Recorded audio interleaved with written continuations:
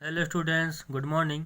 जैसा कि आप देख रहे हैं, आज आपका टॉपिक है और टॉपिक आपका यह इम्पोर्टेंट टॉपिक है, मानव जीनोम परियोजना। जिस प्रकार से आपको हमने सबसे पहले पढ़ाया था जीनोम, तो जीनोम आप एक बार फिर देख लीजिए। जो जीनोम होता है वो आपका डीएनए कहलाता है, या आपका जो क्रोमोसोम्स होता है वो आपका जीनोम कहलाता है, जो एक पीढ़ी से दूसरी पीढ़ी में स्थानांतरित हो जाता है।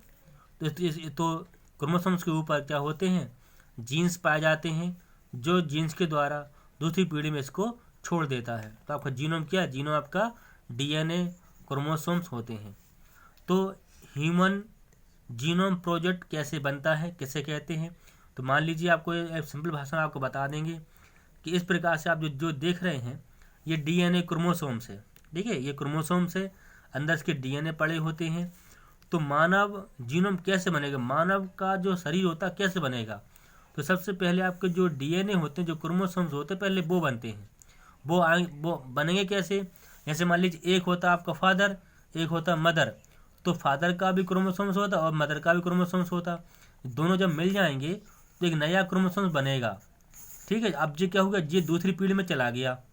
तो जब ये चला जाएगा तो एक सेल बनेगी। क्या बनेगी? एक कोशिका बनेगी। और ये कहाँ पाया जाती है? आपके पाया जाते हैं न्यूक्लियस में, एक केंद्र बन जाएगा। जब एक सेल बन जाएगी तो इस प्रकार से एक शरीर का क्या होगा, निर्माण होगा। क्योंकि सेल डिवाइड होती हैं, एक सेल से दो सेल बनती, दो से चार बनती। इस प्रकार से क्या हो जाएगा, सेल डिवाइडेशन होगी। आइए देखते हैं, प्रत्येक मनुष्य एक दूसरे से भिन्न होते हैं। अब देखिए, इसमें लिखा है भिन्न होते हैं। जैसे मतलब आप और हम, या और भी लोग, और भी टीचर्स, और भी स्टूडेंट्स आपस में कैसे होते हैं, भिन्न होते हैं। भिन्न इसलिए होते हैं कि हर बच्चा अलग अलग माता पिता से पैदा होता है, क्योंकि उनके डीएनए क्रोमोसोम अलग अलग होते हैं। इस प्रकार से हम लोग आपस में कैसे होते हैं, भिन्न होते हैं, डिफरेंट होते हैं।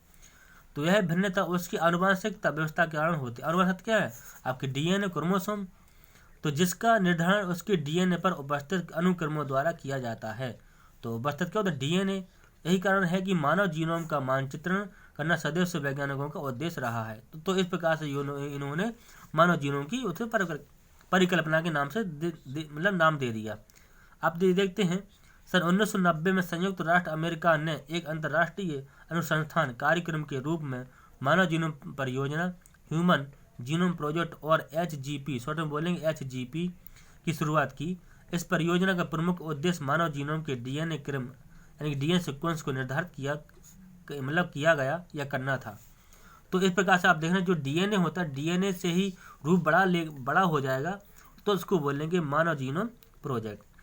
आप देख रहे हैं यहाँ पे नेशनल यानी कि वास्तव में इस परियोजना का आरंभ अमेरिका के राष्ट्रीय स्वास्थ्य संस्थान, मतलब नेशनल इंस्टीट्यूट ऑफ हेल्थ और NIH। तो NIH का मतलब होता है नेशनल इंस्टीट्यूट ऑफ हेल्थ, सन 1988 में 1988 में हुआ था।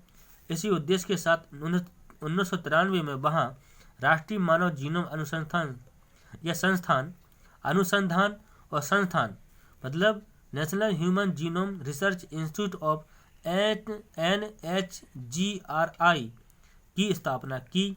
तो इसमें आप देख रहे हैं, ये डायग्राम बना हुआ है। सबसे पहले ये स्क्रीन है या कंप्यूटर समझ लीजिए, ये आपका मॉनिटर है कंप्यूटर। इसमें लिखा है GATGT। क्या लिखा है? GATG और T। अब इसका चेंज करना है, तो चेंज क्या होगा, जी का क्या हो जाएगा? अब जी में जैसे हम जी का क्या हो जाएगा, जी का जी रहेगा। टी का क्या हो जाएगा, ए का क्या हो जाएगा, ए का टी हो जाएगा। और टी का क्या हो जाएगा, टी का ए हो जाएगा। और जी का क्या हो जाएगा, जी का सी हो जाएगा। और टी का क्या हो जाएगा, टी का ए हो जाएगा। तो ये डिफरेंट दिया है। तो GATGT, जी का जी, ए का टी का ए, जी का सी और आपका टी का ए। तो इस प्रकार से आप देख रहे हैं, ये इसमें जी नहीं, इसमें क्या है, इसमें सी है। ठीक है, तो ये सी हो जाएगा, सी का जी, ए का टी। तो ये चेंज हो जाएंगे, डिफरेंट हो जाएंगे, लेकिन ये रहेगा डीएनए ही। क्योंकि आप यहाँ पे समझ लीजिए, जैसे मान लीजिए ए के सामने टी होता है तो डबल बॉन्ड होगा, और टी के सामने क्या आ जाएगा, ए आ जाएगा, सेम है, इक्वल है। अब जी के सामने 3 बॉन्ड होंगे, क्या हो जाएगा, सी हो जाएगा। और सी के सामने क्या होगा, जी हो जाएगा। इस प्रकार से क्या है, ये इसमें डबल बॉन्ड लगे होते हैं और इसमें ट्रिपल बॉन्ड लगे होते हैं। इस बॉन्ड का नाम है हाइड्रोजन बॉन्ड। अब जब ये बेस बनेंगे, आपके जब ये बेस बन जाएंगे, बेस बनने के बाद फिर बनेगा आपका डीएनए, क्रोमोसोम्स। ये डीएनए बन जाएगा, डबल हेलिक्स मॉडल। उसके बाद फिर बनेगा क्रोमोसोम्स। तो ये क्रोमोसोम के अंदर पाए जाते हैं इस प्रकार से। जैसे मान लीजिए हमने आपको यहाँ बना देंगे, ये बन गया क्रोमोसोम। तो ये डीएनए इसके अंदर इस प्रकार से ये पड़े होते हैं, ये पड़े हैं। अब जब ये बनेगा तो ये बन जाएगा न्यूक्लियस।